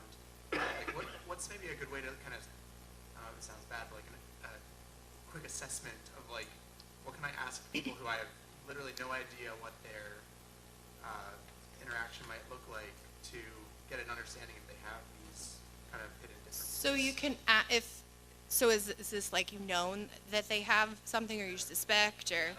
I mean, you can do it for anybody, really, because, like, if you have kids coming in to your Sunday school, even if it's for an hour and a half, I mean, we have kids that don't like transitioning, typical kids that don't have a diagnosis. They don't like leaving mom and dad. So things you can ask are, what comforts your child? How can I'm trying to think. I'm totally blanking right now. What comforts your child? Is there anything I should be aware of? Like, I don't know what you guys ask when kids come in, but like, when I have a new client, I'm like, what are the allergies? Are there preferred things that they like to do? Things that you can kind of ask that could be less stigmatizing questions, like, how do they like music? Because that way, if they say, oh, you know what, they're not really a fan of loud music, that'll maybe give you a little bit of a clue to kind of keep things calm. I think one other thing that I was thinking of too is, because you guys are so in and out, starting and ending your day with a high reinforcement, low demand kind of activity with the kids. So, being able to do something fun, we call it pairing. So we call it making myself the cookie. So I want to walk in and not be that teacher who set off that kid after half an hour. I want to walk in and them go, yes, she's here. Thank God my life is about to get better, rather than, oh God, not them again. So starting and ending your day with something that's just pleasant, low demand, highly reinforcing, will kind of help too. That way when you're coming back to them, do you guys like rotate through your schedule on the Sundays? Yeah. So that way when you come back to them, they're like, oh yes, he's here again. So glad. It's going to be a great day. And you want them to think that every time somebody's walking in the room, regardless of who it is. But always the beginning and the end, that's what they remember the most. The middle gets a little fuzzy. So starting and ending with something fun is usually a good way to go.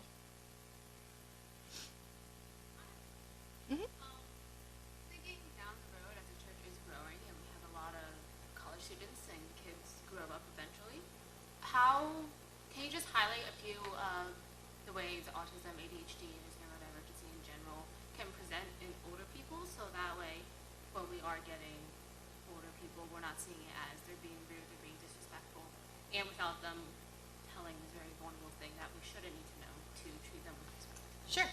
So older adults that I've had the pleasure of working with, some of the biggest one I would think would be the eye contact piece. I've had a pretty significant number of adults who will wear sunglasses all the time, because that way they're kind of masked and they don't have to make direct eye contact because you can't see their eyes. So sometimes you might have that where they're kind of hiding some of those things. If they don't do the sunglasses, they may not look at you directly. They may kind of be like, over here. People with ADHD in conversations tend to interrupt a lot or finish your sentences. So some of those things, and they may not be aware of it. There's also this really cool thing when you have ADHD called appointment paralysis. So it's like you have this appointment later in the day, but you're kind of stuck in this loop the whole time before because you're planning out how you're going to get to the appointment. So you can't start everything. And they have time blindness as well. So sometimes adults will look like, they're always late kind of things. So just kind of being a little bit more cognizant of some of that stuff.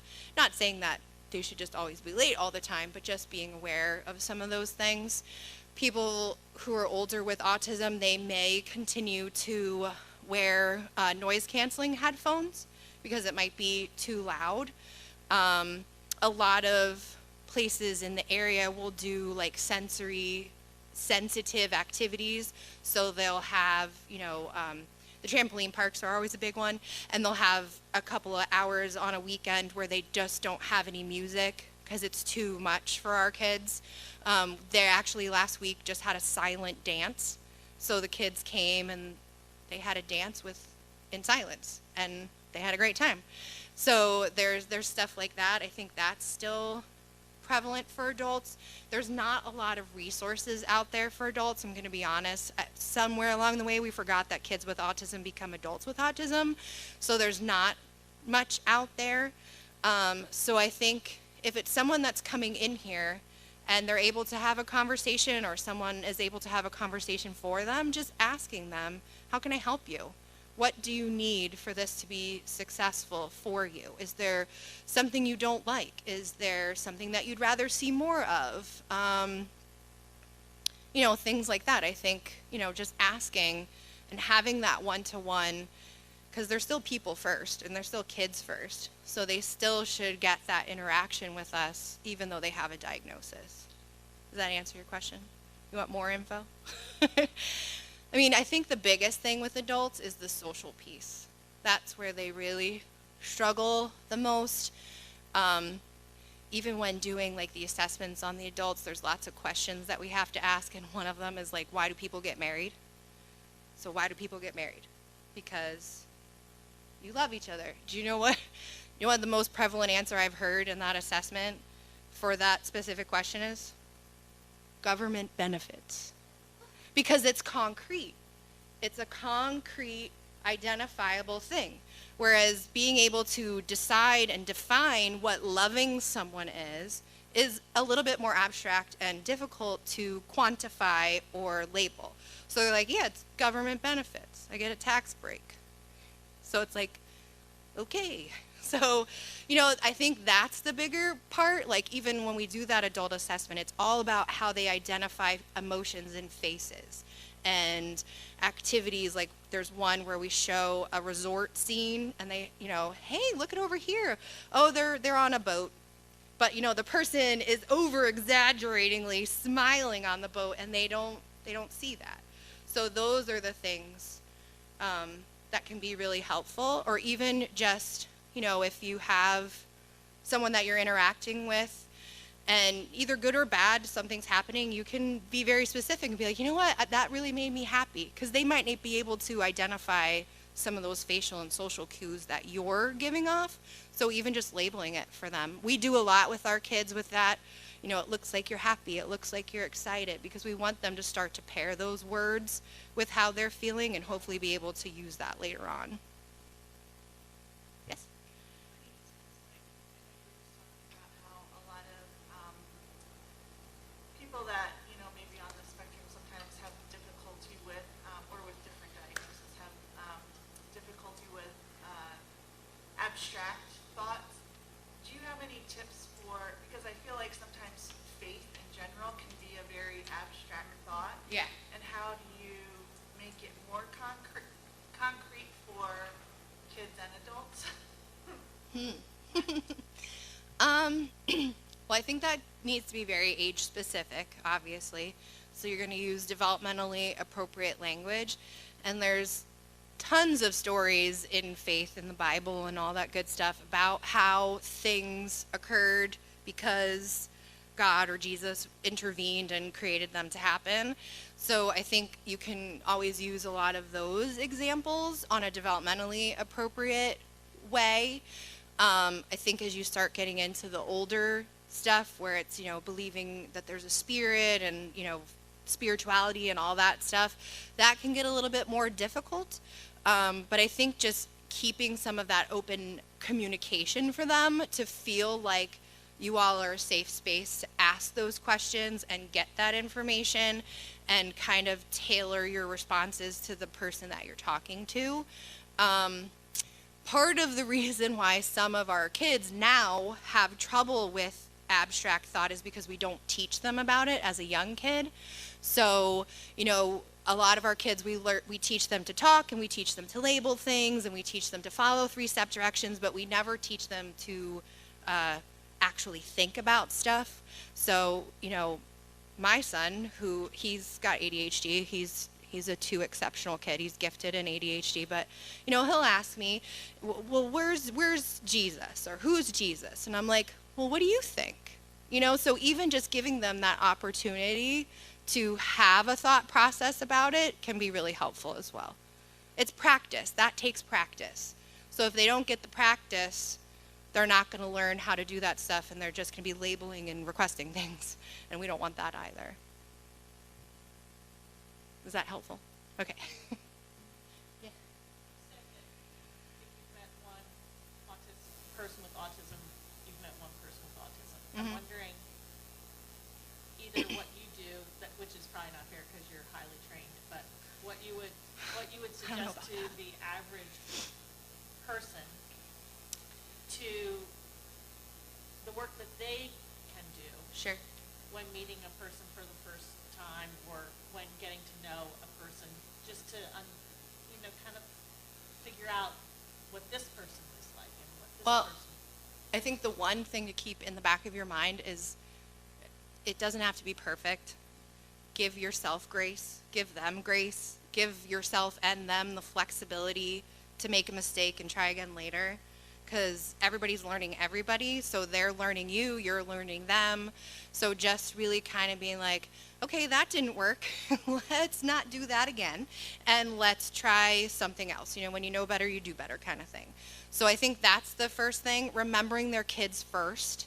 They're kids. That example of the kid crying in the grocery store because they want the candy bar, that's every kid. That's not just, a kid with autism.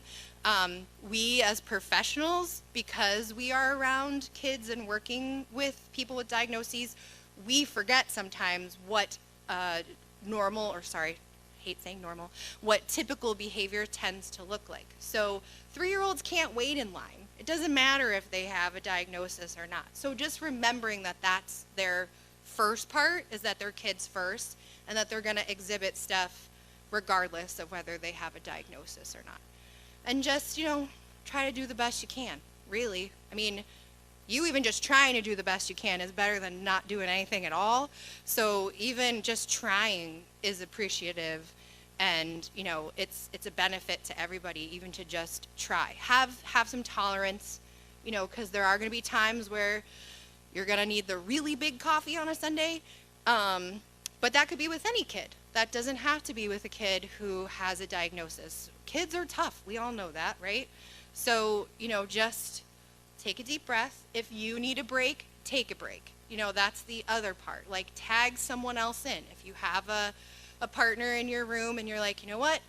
I just need to go outside for 5 minutes. I'll be right back. And tag the other person, or if there's a floater or something, tag them in to help in the classroom. It's kind of like they tell you when you take your babies home from the hospital, if you feel like you're getting frustrated, put them down in the crib and walk away. Same thing. You don't want to then start coming in and being resentful and like, this is too hard and, whatever. So just learn your own cues of when you're overwhelmed and take a break. Yes.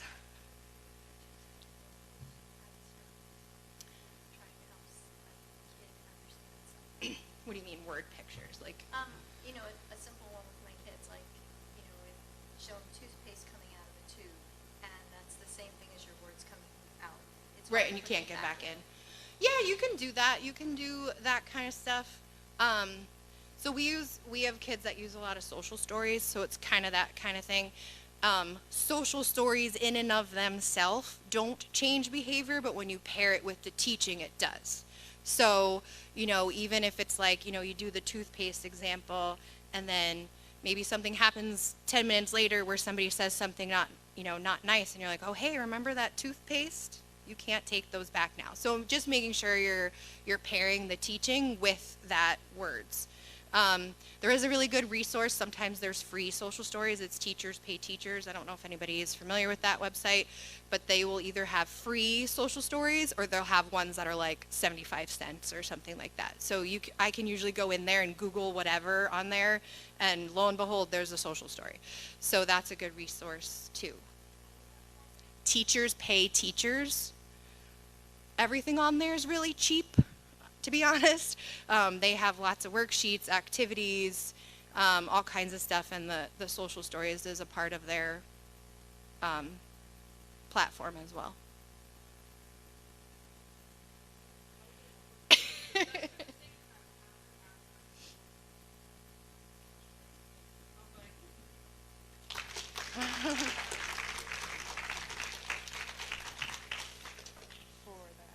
So,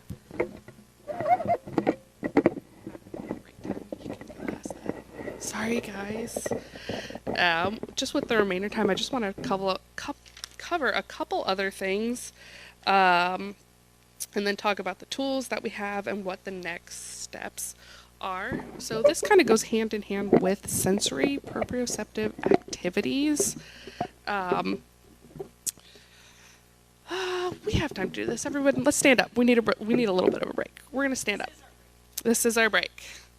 All right. So I just want you guys to follow along with me. So first, we're gonna start off just wiggling, wiggle it out. Come on, get into it. Shake your legs. Wiggle, wiggle, wiggle, wiggle. Get out. And then we're gonna do 10 jumping jacks. 1, 2, 3. If you're able, 4, 5, 6. You can move out in 2, 8, 9, 10. Okay, we're gonna calm it down just a little bit. Let's get the core stretching, moving. Feels good. Let's get some arm circles. Don't hit anybody. You can make more spaces if you need to. Kind of stretch out the limbs. Go backwards, go forward. All right, and then we're gonna stretch out. Stretch out your limbs. All right, without hurting yourself or hitting anybody. To the best of your ability, I want you guys to just flop down. Let your arms hang. Let your head hang. And what you're slowly going to do from the base of your spine, you slowly roll up. Letting your neck and your head be the last thing to come up. We're going to take a deep breath in and out. One more time. In, out. How do you guys feel? Do you feel good? Yeah, it feels good. You just went from wiggles to you can have a seat. That is an example of a proprioceptive activity. And what proprioception is, it's the unconscious awareness of your body's position in space. It is a sense. We think of taste, touch, sound as being a sense, but knowing where your body is one of those senses.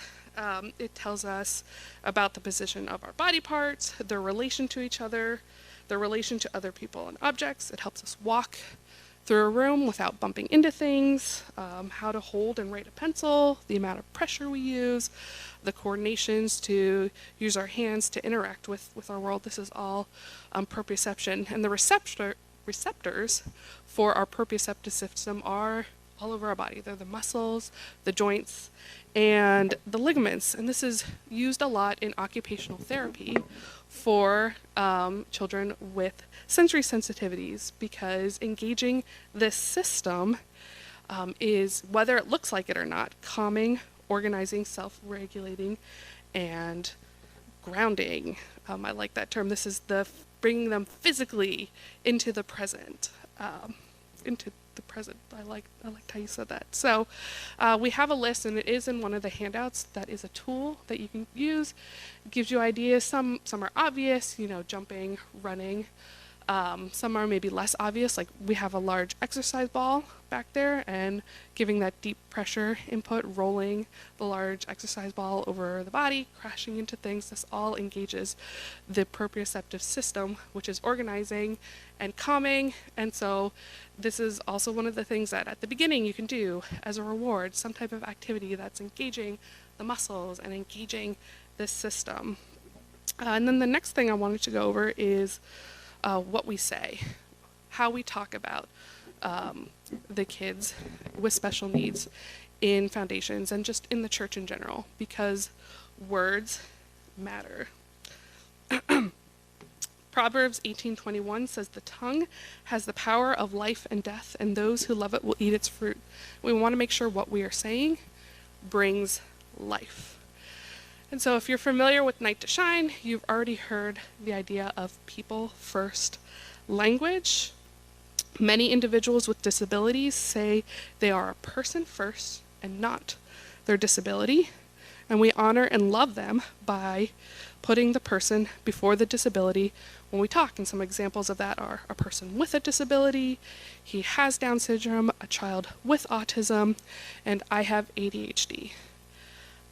But I also want to talk about identity first language as we're talking about the invisible disabilities. A lot prefer identity first language, and what that is some individuals with disabilities say that their disability is a part of who they are and celebrate it by preferring identity first language. And it's very common in the autism, neurodivergent, and deaf communities. So examples, a disabled person, an autistic child, he is deaf, I am neurodivergent.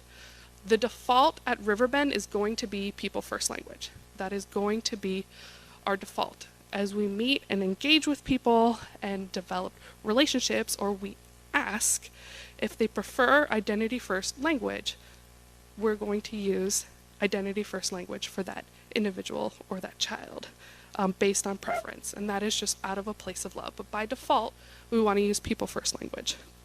The other thing we want to avoid is value and ability labels.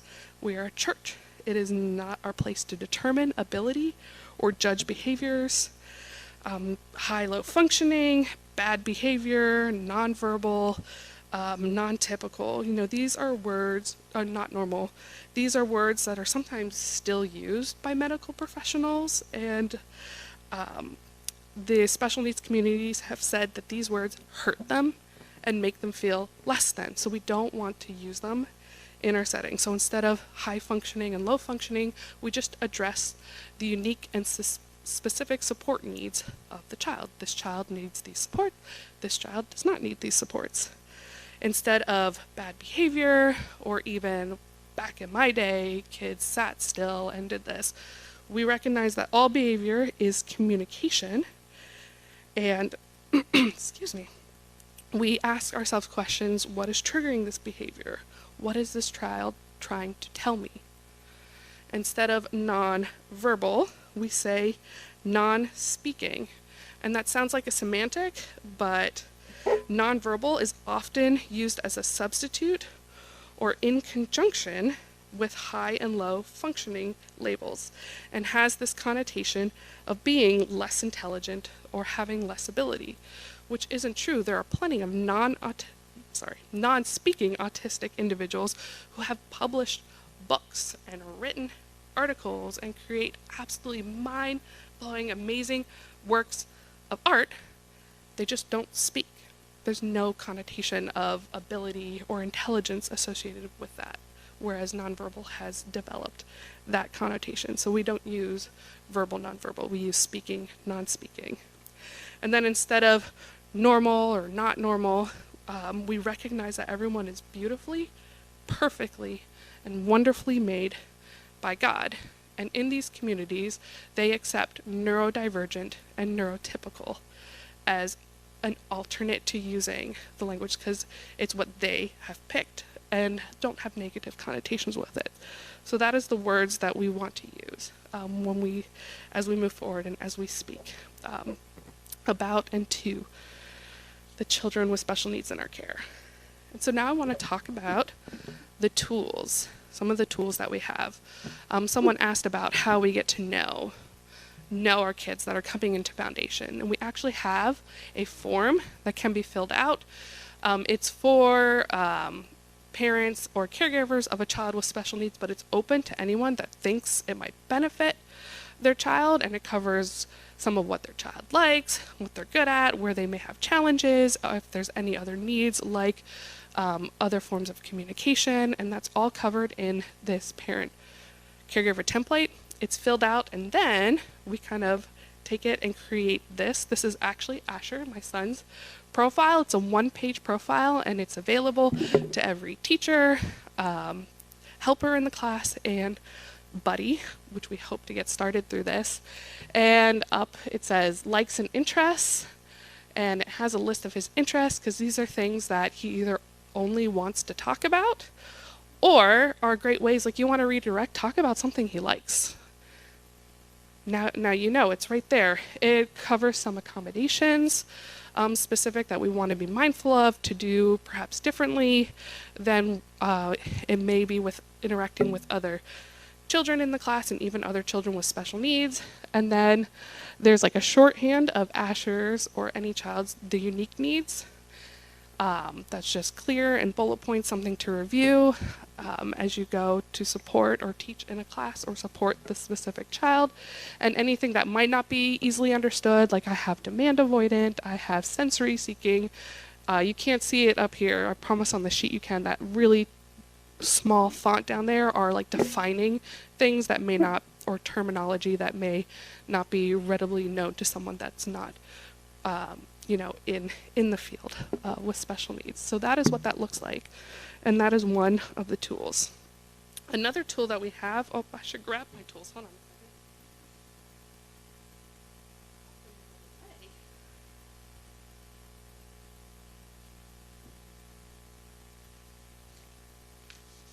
Is this, and it's a handout that you all got, Scripts and Etiquette for Children with Special Needs.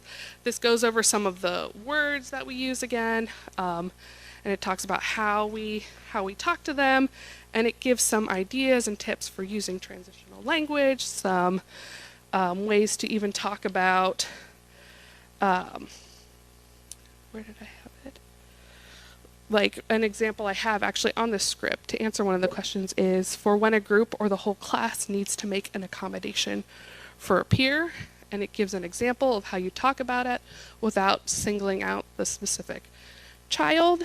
And so it's just an idea, and it's something for you to look over as a tool. And then we have the proprioceptive activity sheet, which I kind of already went over. That's also in the handout, just to give ideas as you're planning or looking for break ideas for the class.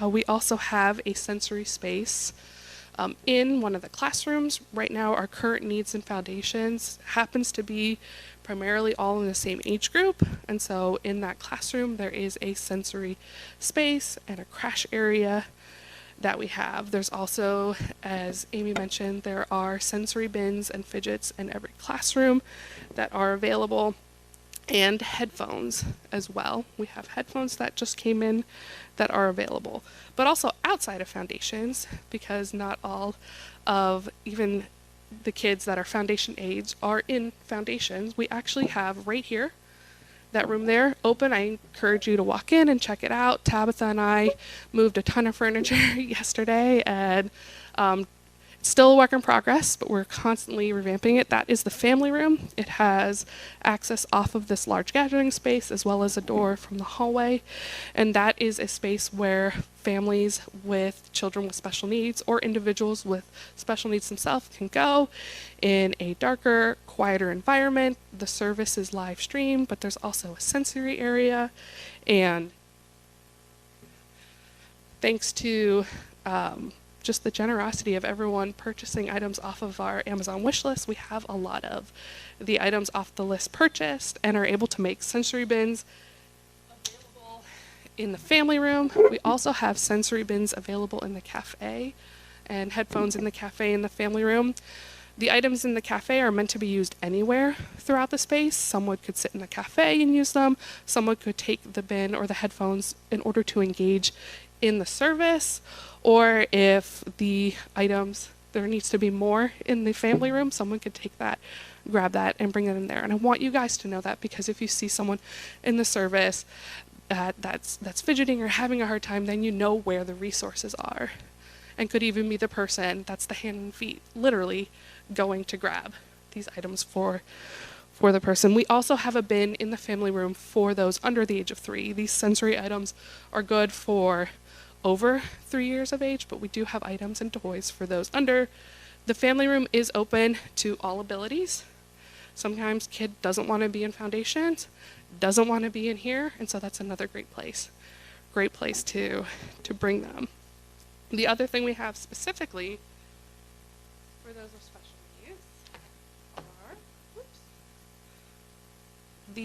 these 2 items. This is just Bible promises for parents of children with special needs. It's a bunch of scripture to encourage and just let them know that they're not alone. Like, God understands, and it's really encouraging. And then we also have a book for kids with special needs that are attending church that they can read and they can see themselves in the church setting, all with the message of they belong. But this is good too for kids without special needs to see and understand some of the differences, because it does talk about that as you asked that question. We have other children's books coming that are meant for both special needs and children without special needs that explain some of these things in a way that is child appropriate. And so that's a good resource, because we're training, but we can also train up our own children with this as well. Next steps. All right. So the primary goal of this training was a hope to create an interest and a passion for a floater buddy system in Foundation. And right now, again, it's primarily one classroom, so we would be looking for one buddy to be in there, not specifically one-on-one with any child, but there to help, there to sit in the sensory room as needed, them to engage and play and help redirect and just be a helper who is informed and understands some of what was gone over today.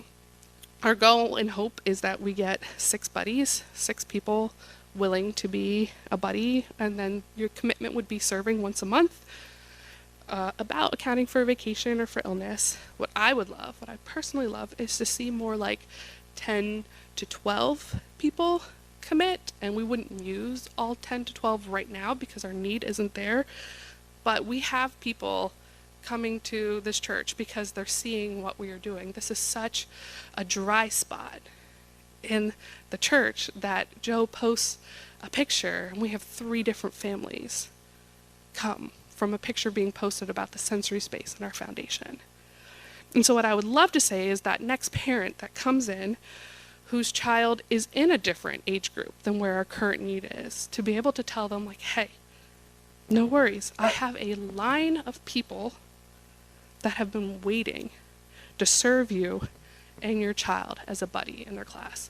And so that's kind of like my big goal, but we do need 6. The need right now is 6. And I'm not just someone that talks the talk, I walk the walk. I am signed up as a buddy myself, so I'm walking right there with you.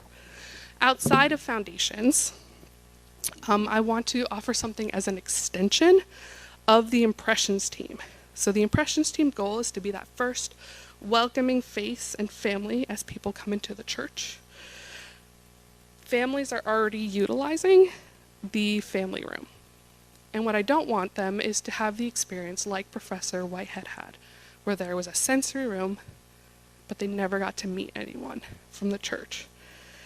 And so with that idea that no one sits alone, I want to be proactive in ensuring that families that use the family room are able to meet with, connect with, fellowship with other members of the church on a Sunday morning. So the idea behind it being an extension of the Impressions team is to have a family or a friend group on rotation that's assigned to that room on a Sunday to sit in there. That's it. And why I want it to be assigned is because, as I mentioned, we are only expecting maybe 5-10 people, and the heart of this church is amazing to have almost 3 times that. So if I tell you don't let anyone sit in there alone, all of you are going to show up in that room next Sunday joyfully and with great hearts, but that defeats the purpose of the room. So I think having a sign up helps mitigate that. And if that's something you're interested in, you can talk to myself or to Sam. But I do want to say there's nothing wrong with peeking in that room before service or after service ends, and if it isn't crowded, making sure you introduce yourself to any new faces or catching up with the familiar faces that are in there. Okay, so I know this was a lot of information. I know we're 4 minutes over. I just have like one thing, honestly, just one last thing, and that is how we can absorb this information. And so there is an additional training video coming out that's 15 minutes long. It covers a lot of what we went over, but it's in a short little 15-minute review. It also has that really cool story I mentioned about the ramp that Chris made some cool graphics for. So that'll be coming out in an email. Watch for that. And then one thing that we also have and are starting to get more of are additional resources. This is a book, 10 Things Every Child with Autism Wishes That You Knew. It's written with the focus of being for a parent with a child with a new diagnosis, but I found it more helpful for teachers and volunteers. It's a great overview. It covers a lot of what we went over, but it's just another way to absorb this information, and it offers some other practical advice. And so this is a good one. We have 2 of these books now. Again, I was only expecting 5 to 10 people. It's a lot easier to share 2 books between that many. So if this is something you're interested in, we can get more books. There's also an audiobook of this, if that is easier. I'm more of an audiobook person, easier for you to absorb information that way. The author is Ellen Nottbaum. Ellen, yeah, Notbohm. And then another one, which I'm only halfway through, but it is really good and I want to recommend it. And we have 2, again, if you want more. It's called Disability in the Church. And what I love about this one is it is written by an autistic pastor of a church in Georgia. And it's such a unique and rare viewpoint to combine a church leadership, the autism community, and the faith community together. And he shares some of his experience as an autistic individual within the church setting. But what it really is a theological call to inclusion of those with disabilities. And it's just really rich, really deep, a lot of scripture references. And then there's some practical application to that. So if this is one you're interested in, we have 2 now, although actually we have 1 now because I'm still finishing up this one. But if that's something you're interested in, let me know. And so this kind of wraps up the time. We did want a Q&A at the end, but we understand that your time is precious and that you're probably planning to go get lunch. But if anybody has more questions, I'm going to stick around for another 30 minutes and we can talk and chat and hopefully answer some of your questions. Let's give it up for Lisa. Love her heart, love what she has helped to really create and put together. A couple things she's already mentioned. One is she's going to be around, and if you're like, hey, I want to talk more about this, she'll be here. But also, you can sign up. There's a sign-up sheet in the back. We would love if you're saying, hey, I would like to explore being a buddy. I would like to explore joining the impressions team in the way that she had mentioned as an extension of being the hands and feet of Jesus in that way. You can sign up in the back. There's a sign-up sheet right there on your way out here. And then do me a huge favor. I know it's lunchtime, but good news is we've got plenty of munchkins from Dunkin' Donuts. So do us a solid, and I know this may not seem like a solid, but it'd be a great solid. Grab some of those and eat them or take them to somebody or bring them home. But again, we are so grateful for our church and the fact that you are in it with us. I'm excited about what God's doing in this way. It's clear that he's at work. And so I'm going to pray briefly, and then we're going to dismiss you, all right? Jesus, we thank you for your love for your church and for people. And we know that every person is made in your image. And we thank you for those in the special needs community and how valuable they are to you, to us. And Lord, we thank you that we get to be a part of what you are about and your heart for that community. And I just pray, instead of running or getting paralyzed by not doing it perfect, we would just lean in to the process and just watch what you do, God. We thank you so much that we get to be a part of it. And we thank you for what we learn and what we get as a result of giving, God. I'm always reminded that scripture, it's more blessed to give than to receive. And so we thank you so much for this beautiful, beautiful time together. And we're reminded of just the way you care deeply. In Jesus' name we pray. Amen.